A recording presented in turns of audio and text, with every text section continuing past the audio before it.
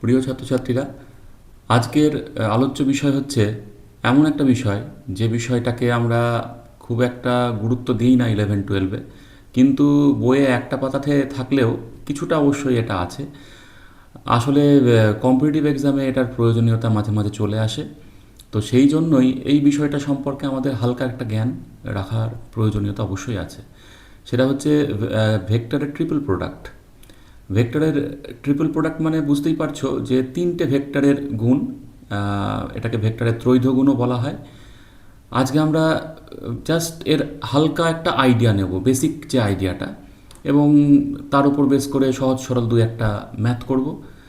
তাহলে চলো আমরা ভেক্টরের যে ট্রিপল প্রোডাক্ট তার আইডিয়াটা একদম ক্লিয়ার করে নিই। তাহলে দেখো, ভেক্টরের এই যে ট্রিপল প্রোডাক্ট বা ত্রৈধ গুণ, এটা দুভাগে ভাগ হয়ে গেল। একটা স্কেলার গুণ, একটা ভেক্টর গুণ। স্কেলার গুণ মানে কি?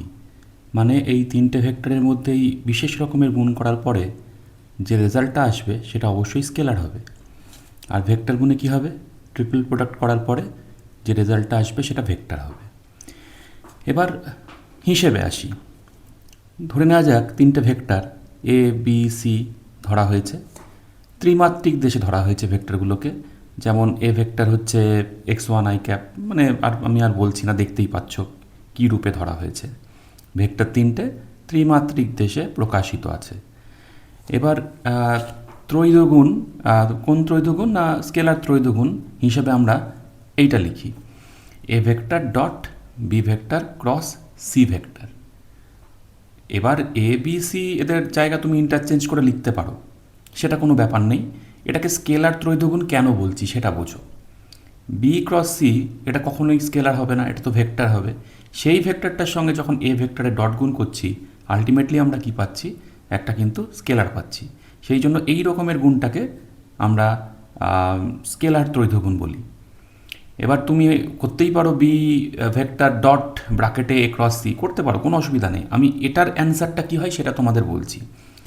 এবার এটার অ্যান্সারটা কী হয় দেখো, তোমরা ভেক্টরে যখন ক্রস গুণ করেছো তখন বি ক্রস সি এরকম ত্রিমাত্রিক দেশে প্রকাশ থাকলে কী হয় জানো। তার সঙ্গে সেই রেজাল্টের সঙ্গে যদি এ ভেক্টরে ডট গুণ করো তাহলে যেটা পাবে সেটাকে একটা সংক্ষেপে করার নিয়ম আমি এখানে দেখিয়েছি। এরকম 3x3 ম্যাট্রিক্স আকারে ওটাকে সাজিয়ে নিতে হবে।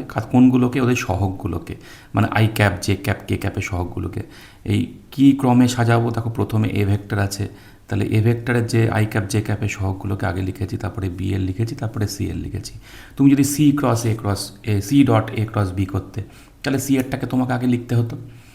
তো এইভাবে সাজিয়ে নেওয়ার পরে এইবার ওই ক্রস গুণে যে নিয়মে কাজ করেছি সেই নিয়মেই দেখো কাজ করছি। মানে এটাকে রাখলাম x1, এটার সঙ্গে এটা গুণ y2z3, তারপরে এটার সঙ্গে এটা গুণ z2y3। তারপরে কেউ -y1 দেয়, কেউ যদি +1y1 দিতাম আমরা, অনেক স্যার প্লাস দিয়েই শুরু করেন, তাহলে আমরা এটার সঙ্গে এটা গুণ করতাম, মানে z2x3, তারপরে লিখতাম -z3x2। আমি -y1 লিখেছি, তাহলে সেক্ষেত্রে বামদানি করব, মানে x2z3 -z2x3, দেখো সেটাই করা আছে। তো এটা জানো, এটা আমি ডিটেলস গেলাম না, এর রেজাল্টটা এটা আসছে। তাহলে যদি আমাদের এই ভেক্টর ত্রৈধগুণটা করতে হয় তাহলে এই রকম সাজিয়ে নেব সহগগুলোকে দিয়ে, যে রেজাল্টটা বেরোবে আশা করি আমরা বের করতে পারবো। এবার ডট গুণ বিনিময় নিয়ম, মানে এটা আমাদের জানা আছে। সেই কারণে যদি A vector dot B cross C লেখা থাকে, নিশ্চয়ই এটাকে জায়গা পরিবর্তন করা যায়। মানে এই ব্র্যাকেটটাকে এর জায়গায় লিখলাম, এ ভেক্টরকে ওই ব্র্যাকেটের জায়গায় লিখলাম, পাশে যেটা লিখেছি। যেহেতু ডট গুণ বিনিময় নিয়ম, মানে আমরা এটা লিখতে পারি, মাথায় রেখো, অনেক সময় কাজে লাগতে পারে। ক্রস গুণ, এই যে ভিতরের ব্যাপারটা, ভিতরে যে ক্রস গুণটা আছে সেটা বিনিময় নিয়ম মানে না। তাহলে যদি A vector dot B cross C থাকে, আমি যদি সি ক্রস বি লিখি, যেটা এখানে লিখেছি, তাহলে অবশ্যই সামনে একটা মাইনাস সাইন দিতে হবে। এরপরে আরও কিছু বৈশিষ্ট্য এখানে দেখিয়েছি। এই ফর্মুলাটা মনে রাখতে পারলে খুব ভালো হয়, যে A vector dot B cross C is equal to B vector dot C cross A is equal to C vector dot A cross B. একটা জিনিস খেয়াল করো, এ বি সি এই ক্রমটা ফলো করো। এ বি সি, তারপরে ঘুরে গিয়ে আবার এ B C, A B C মানে এর পরে বি, বি এর পরে সি, সি এর পরে আবার কি এ। এই ক্রমটা ফলো করো, দেখো ক্রমটা সেম থাকছে। ডট ডটের জায়গায় থাক, ক্রস ক্রসের জায়গায় থাক, এ এর বদলে এখানে বি লিখেছি, তাহলে বি এর পরে কী আছে সি, সি এর পরে কী আছে এ। ডট ক্রসের জায়গা সেম রাখো। একই রকমভাবে এখানেও সিকে লিখেছি, সি এর পরে কী আছে এ, এর পরে কী আছে বি। তাহলে এইভাবে মনে রাখলে পারে এই ফর্মুলাটা মনে রাখতে তোমাদের সুবিধা হবে। এবার এটা কি করে পেলাম, এটা পেতে গেলে তোমার ওই আগের চ্যাপ্টারে যেটা করেছিলাম এটা, প্রত্যেকটা ক্ষেত্রে এটা করে অ্যান্সার বার করো, একদম ব্র্যাকেট ফ্রাকেট ভেঙে একদম পুরো অ্যান্সার বার করো, দেখবা সেম আসবে। তাহলে এইভাবে প্রমাণ করা যায় যে এটা হয়। তো সে প্রমাণে আমি গেলাম না, তোমরা মনে রেখো। এইবার এই যে ট্রিপল প্রোডাক্টের জ্যামিতিক তাৎপর্যটা বুঝে নিই। দেখো এই যে বি ক্রস সি, এখানে বি এখানে সি, এই বি ক্রস সি হচ্ছে এই যে ভূমিটা, এটার ক্ষেত্রফল, এটা আমাদের জানা আছে। এই বি ক্রস সি এর সঙ্গে যেই আমরা এই এ ভেক্টরটার ডট গুণ করব, দেখো বি ক্রস সি এর অভিমুখ কী হবে, এই যে লম্ব দিকে মানে বি আর সি যে তলে আছে তার লম্ব দিকে যে ভেক্টরটা আঁকা আছে এইচ ভেক্টর, তার অভিমুখে হবে। ধরো বি ক্রস সি করে আমরা এইচ ভেক্টরটাই পেলাম। এইবারে এইচ ভেক্টরের সঙ্গে যে এ ভেক্টরের ডট গুণটা করব, তখন কি পাবো? প্রথম কথা মানটা হবে কি না, এই যে ভূমিটা তার সঙ্গে এই যে হাইটটা, এই এটা যে প্যারালোপিপেড, এই হাইটটার গুণফল হয়ে যাবে। তাহলে সহজ কথায় বলছি যেটা, যে আমরা যদি A vector dot B cross C করি, তাহলে কি হবে, এই A vector B vector C vector নিয়ে যে আমরা প্যারালোপিপেডটা বানিয়েছি, এখানে দেখতে পাচ্ছ কালো দাগ দিয়ে যেটা বানানো আছে, এর যে আয়তন তার সঙ্গে সমান হবে। তা বি ক্রস সি করলে কি পাচ্ছি, ভূমিটা পাচ্ছি। এইবার তার সঙ্গে যেই আমরা এ ভেক্টরের ডট গুণটা করব, তখন কি পাবো, এই ভূমি ইন্টু এই হাইটটা পাবো। হিসাব করলে দেখা যাবে, আমাদের ডিটেলস নেই বলে আমি জাস্ট হালকা হালকা করে তোমাদের বুঝিয়ে দিচ্ছি। তাহলে বি ক্রস সি করলে কি পাবো, এই ভূমির ক্ষেত্রফলটা পাবো, এবং তার সঙ্গে একটা দিক পাবো, সেটা কি এই এইচ ভেক্টর বরাবর। ধরো ভূমির ক্ষেত্র, এইচ ভেক্টরের মানটা হচ্ছে এই ভূমির ক্ষেত্রফলটার মান, আর দিকটা তো দেখতেই পাচ্ছ। তার সঙ্গে যেই এই এ ভেক্টরটা ডট গুণ করবো, সঙ্গে সঙ্গে কী হয়ে যাবে না, এই ভূমির ক্ষেত্রফল ইন্টু এই উচ্চতাটা, তার মানে এই যে প্যারালেলোপিপেডটা দেখতে পাচ্ছি তার আয়তন। তাহলে জ্যামিতিক তাৎপর্যটা কি হলো, A dot B cross C এর যে এ ভেক্টর বি ভেক্টর আর সি ভেক্টর দিয়ে যে প্যারালেলোপিপেড আমরা বানাতে পারছি তার আয়তনটা। তাহলে যদি কোথাও দেখো A vector dot B vector cross C vector সমান 0, তার মানে কি প্যারালেলোপিপেডের আয়তন 0। তার মিনিং কি, তার মিনিং আয়তন কখন শূন্য হবে, যখন বি ভেক্টর সি ভেক্টর যে তলে আছে এ ভেক্টরটাও সেই তলেই চলে আসবে, তখন কি আয়তন শূন্য। তাহলে বুঝতে পারবো এটার মিনিং কি, এ ভেক্টর বি ভেক্টর আর সি ভেক্টর হচ্ছে একতলীয়। মাথায় থাকে যেন, এই তিনটে ভেক্টরই হয়ে যাবে একতলীয়। এরপরে একটা সমস্যায় চলে আসি।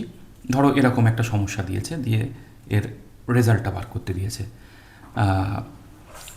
2i cap minus 3j cap dot, তারপরে এই দুটো ভেক্টরের ক্রস গুণ। তাহলে কোন নিয়মে যাব, একটু আগে যে নিয়ম শিখেছি এই যে এইভাবে সাজিয়ে নেব। তাহলে আমরা সাজিয়ে নিচ্ছি। দেখো তোমরা, আই ক্যাপ কত, সহগ কত 2, জে ক্যাপ সহগ কত -3, কে ক্যাপ নেই, সহগ কত 0। এখানে আসো 1 1 -1 1 1 -1। এখানে আসো আই ক্যাপের সহগ কত 3, জে ক্যাপ নেই, কে ক্যাপের সহগ কত -1। তাহলে এবার যদি এটা করি কি হয় দেখি, 2 ইন্টু এই 1 1 গুণ করো -1, মাইনাস এটা গুণ করলে 0, মাইনাস মাইনাস এবং -3, তাহলে +3 করছি। 1 আর 1 গুণ মাইনাস আছে -1, মাইনাস এইটা গুণ করলে কত হচ্ছে -3 আর একটা মাইনাস, তাহলে +3, প্লাস তারপরে 0 0 ইন্টু, আর এটা করলাম না কারণ যাই করি না কেন আলটিমেটলি কী আসবে, 0ই আসবে। তাহলে কত আসলো, আসলো এখানে 2 একে 2 -2, আর এখানে কত আসলো দেখো 3 আর 1 থেকে বাদ চলে গেল, তার মানে 2 3 দুগুণে 6, তাহলে অ্যান্সার কত হলো 4। তাহলে এইভাবে যদি আসে এই রকমের একটা সহজ সরল অঙ্কই আসবে আশা করি। এরপরে আমি আর একটা সমস্যায় এসেছি, এই যে প্রমাণ করো A vector dot A cross B is equal to 0। তা এইটা প্রমাণটা খুব সহজে হবে যদি তুমি ফর্মুলাটা মনে রাখো। এই ফর্মুলাটা যদি মনে রাখি, তাহলে এটা সমান আমি কি লিখতে পারছি দেখো, এটার সঙ্গে এটা ভাবো কি হচ্ছে, একদম বিটাকে সামনের পজিশনে নিয়ে আসছি, মানে এর সিটাকে যেরকম এখানে সামনের পজিশনে এনেছিলাম, তাহলে এই বিটা যদি সামনের পজিশনে আসে, বি ভেক্টর ডট বি এই পজিশনে গেলে ভিতরে কি বাকি দুটো চলে আসবে, তাহলে A vector cross A vector. তোমরা জানো এই A vector cross A vector কী হবে, জিরো ভেক্টর। তাহলে সেই ভেক্টরকে সেই ভেক্টর দিয়ে ক্রস গুণ করলে কি হয়, জিরো ভেক্টর হয়। তাহলে ডট গুণ করলে আলটিমেটলি অ্যান্সার কী আসবে, জিরো। তাহলে এই রকমের ছোটো ছোটো অঙ্ক আসতে পারে, আশা করি তোমরা বুঝতে পেরেছ। পরবর্তী বিষয় ত্রৈধগুণী, তবে অ্যান্সারটা কী আসবে, ভেক্টর আসবে। ভেক্টরের ত্রৈধগুণ কিন্তু অ্যান্সার কি ভেক্টর, তাহলে ভেক্টর ত্রৈধগুণ। তো সেখানেও দেখো এ বি সি তিনটে ভেক্টর, এবার কী হয়েছে দু জায়গাতেই কিন্তু ক্রস আছে। তাহলে B cross C, B vector সঙ্গে সি ভেক্টরের ক্রস গুণ করলে নিশ্চয়ই একটা ভেক্টর পাবো, তার সঙ্গে আবার এ ভেক্টরের ক্রস গুণ করলে কী হবে, ভেক্টরই হবে। তাহলে এক্ষেত্রে কিন্তু রেজাল্টটা ভেক্টর, এবং এটা সমান এটা পাওয়া যায়, মুখস্থ রেখো। কী করে পেলাম, ওই যে ত্রিমাত্রিক দেশে প্রকাশ করা আছে, এই দুটোর মধ্যে ক্রস গুণ করে নিয়ে তার সঙ্গে যেটা পেলে তার সঙ্গে আবার এটা ক্রস গুণ করবা, দেখবা রেজাল্ট যা হচ্ছে এটার রেজাল্টও তাই হচ্ছে। মোটামুটি তোমাদের এইটুকুন জানলেই চলবে, ফর্মুলাটা মুখস্থ রাখলে চলবে। মুখস্থ রাখার একটা সহজ সরল নিয়ম শিখিয়ে দিয়েছি, ব্যাক মাইনাস ক্যাব। যখন এবিসি এইভাবে ভেক্টরটাকে ধরছ, ফর্মুলা মনে রাখার নিয়ম কি, ব্যাক মাইনাস ক্যাব। দেখো B A C, C A B, ভিতরে ডট গুণ দুটো ভেক্টরের, আর সামনে ভেক্টরটা জাস্ট মাল্টিপ্লাই হয়ে আছে। এই ডট গুণ করলে কি স্কেলার পাবো, সেই স্কেলারটা এই ভেক্টরের সামনে চলে আসবে, এখানেও তাই।